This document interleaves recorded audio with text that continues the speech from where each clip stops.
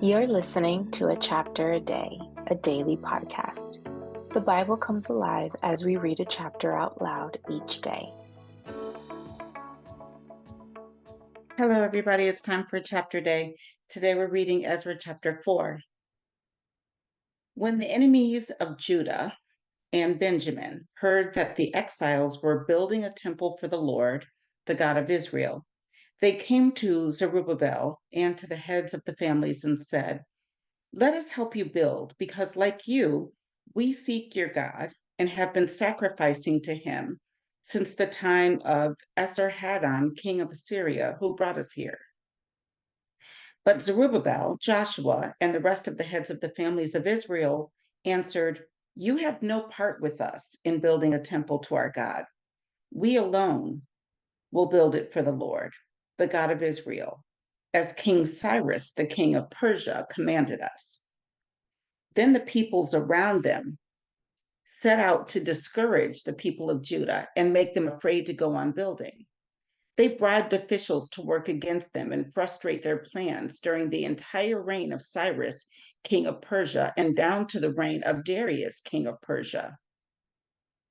At the beginning of the reign of Xerxes, they lodged an accusation against the people of Judah and Jerusalem. And in the days of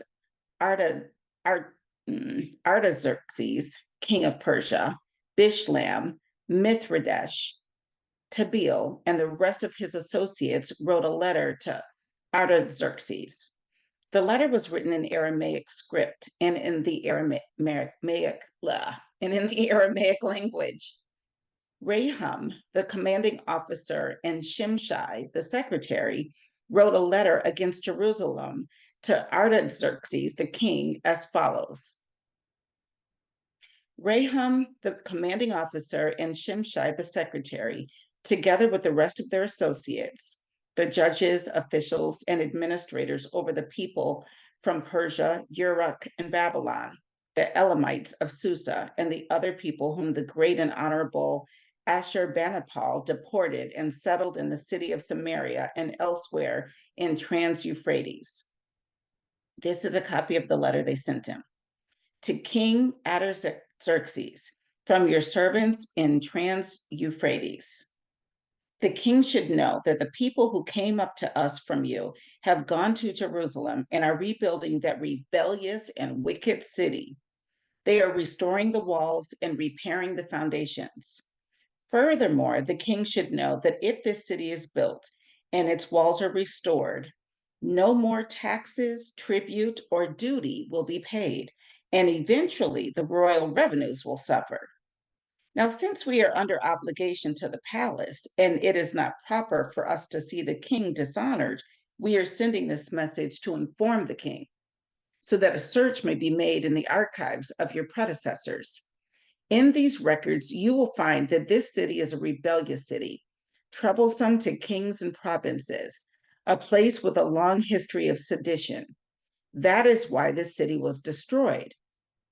We inform the king that if this city is built and its walls are restored, you will be left with nothing in Trans-Euphrates. The king sent this reply to Rahum, the commanding officer, Shimshai, the secretary, and the rest of their associates living in Samaria and elsewhere in Trans-Euphrates. Greetings. The letter you sent us has been read and translated in my presence.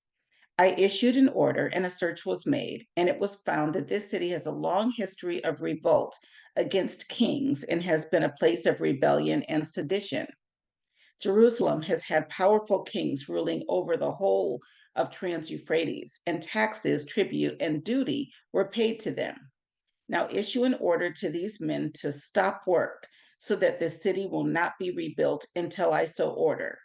Be careful not to neglect this matter. Why let this threat grow to the detriment of the royal interests?